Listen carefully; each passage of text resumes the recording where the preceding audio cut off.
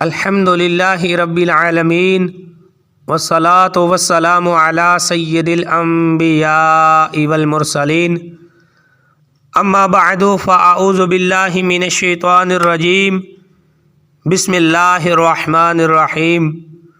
معزز ناظرین، السلام علیکم ورحمۃ اللہ وبرکاتہ۔ امید ہے آپ سب خیریت سے ہوں گے۔ اللہ تعالیٰ کی پاک بارگاہ میں دعا ہے کہ رب ذوالجلال آپ سب کو خیر و عافیت سے رکھے۔ آپ دیکھ رہے ہیں میرا اسلامک یوٹیوب چینل معاویہ لو اسلام، اور میں ہوں قاری وقار گوندل۔ تو جس طرح میرے ناظرین جانتے ہیں کہ میرے اس چینل پر اسلامک وظائف اور قرآن و سنت میں مذکور دعائیں سکھائی جاتی ہیں، اور اس کے علاوہ علم دین کے حوالے سے بھی ویڈیو اپلوڈ ہوتی ہیں۔ آج کی جو دعا ہے یہ بہت ہی پیاری اور بہت ہی اہمیت کی حامل ہے۔ جو بندہ مومن کلمہ گو مسلمان ہے اس کو چاہیے کہ یہ دعا ضرور یاد کرے اور پھر اس کو مانگنے کا معمول بنا لے۔ جس بندے کی شادی ہو جائے، جب وہ اپنی بیوی کے پاس ہم بستری کے لیے جاتا ہے، صحبت کے لیے جاتا ہے، تو دین میں اس کے لیے کون سی دعا ہے، کون سے کلمات ہیں جو اسے پڑھ کر بیوی کے پاس جانا چاہیے۔ احباب وقار، ہمارا جو دین ہے نا اسلام، یہ کامل دین ہے اور زندگی کے تمام معاملات میں ہماری مکمل رہنمائی کرتا ہے۔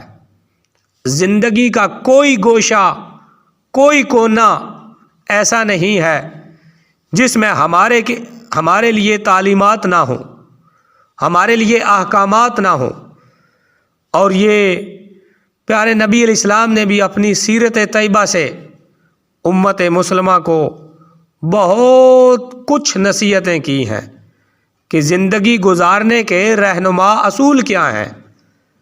جو بندہ مومن ہے نا، یہ بے لگام نہیں ہے کہ اپنی مرضی کے مطابق زندگی گزارتا رہے، بلکہ اس نے زندگی گزارنی ہے تو قرآن و سنت کے مطابق گزارنی ہے۔ تو قرآن و سنت کے جو احکامات ہیں ان پر جب ہم عمل کریں گے تو یہ ہمارے لیے برکت کا باعث بنیں گے اور ہمارے لیے ذریعہ نجات بن جائیں گے، ہماری زندگیوں میں ایک بہار آ جائے گی۔ تو ابھی آپ دیکھیں کہ آج کی جو دعا میں آپ کو بتانے لگا ہوں، آپ کو سکھلانے لگا ہوں، یہ کتنی ضروری ہے ہر بندے کے لیے کہ اس نے شادی تو کرنی ہے اور جب بیوی کے ساتھ ہم بستری کرنی ہے تو یہ دعا جب پڑھ لے گا تو اللہ تعالیٰ اس کے اس کام میں برکت عطا فرما دے گا۔ تو قرآن و سنت میں مذکور جو دعائیں ہیں ہم کوشش کریں ان کو یاد کرنے کی اور پھر ان کو پڑھنے کی اور ان کو مانگنے کا معمول بھی بنا لیں۔ تو چلیے جناب چلتے ہیں آج کی اپنی اس پیاری دعا کی طرف۔ سب سے پہلے میں اس بات کا، اس دعا کا، اس وظیفے کا آپ کو حوالہ بتا دوں۔ بخاری شریف حدیث مبارکہ کی مشہور زمانہ کتاب ہے، اس حدیث کی کتاب میں یہ روایت موجود ہے، یہ دعا موجود ہے۔ بسم اللہ اللہم جنبنا الشیطان وجنب الشیطان ما رزقتنا۔ دوبارہ پڑھتے ہیں۔ بسم اللہ اللہم جنبنا الشیطان وجنب الشیطان ما رزقتنا۔ ترجمہ سماعت فرمائیں اس کا۔ اللہ کے نام کے ساتھ، اے اللہ ہمیں شیطان مردود سے بچا اور اس اولاد کو بھی شیطان سے بچا جو تو ہمیں عطا فرمائے۔ احباب وقار، کتنے پیارے کلمات ہیں جو حضور نبی پاک صاحب الاولاق صلی اللہ تعالی علیہ وآلہ وسلم نے اپنی امت کو سکھلائے ہیں۔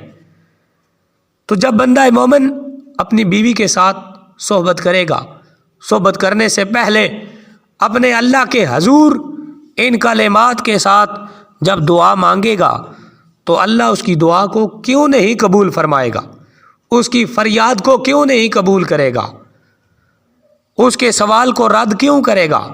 جب عاجزی اور انکساری کے ساتھ بندہ اللہ کے حضور یہ دعا کر رہا ہوگا اپنی اولاد کے لیے، تو پھر اللہ تعالیٰ اس دعا کی برکت سے پیدا ہونے والی اولاد کو شیطان کے فتنوں سے محفوظ فرما دے گا۔ تو شیطان سے بچنے کی ہمیں دعائیں ضرور مانگنی چاہیے۔ شیطان جو ہے نا وہ ہمارا کھلا دشمن ہے۔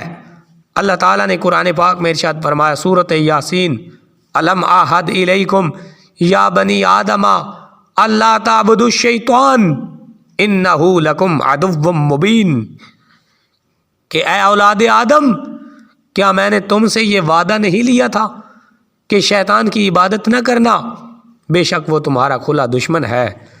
تو شیطان کے فتنوں سے بچنے کے لیے اللہ کے حضور بندہ مومن دعا مانگتا رہے، اور پھر اپنی اولاد کی حفاظت کے لیے بھی جب یہ دعا مانگے گا تو اللہ تعالیٰ اس دعا کی برکت سے اس کی اولاد کو بھی محفوظ فرما دے گا۔ امید ہے آج کی یہ ویڈیو، آج کی یہ دعا آپ کو ضرور پسند آئی ہوگی۔ ویڈیو کو لائک کر دیں، نیچے کومنٹ سیکشن میں اپنی رائے کا اظہار ضرور فرمایا کریں، اور چینل کو سبسکرائب کریں۔ ملتے ہیں اگلی ویڈیو میں، تب تک کے لیے قاری وقار گوندل کو اجازت دیجیے۔ السلام علیکم ورحمۃ اللہ وبرکاتہ۔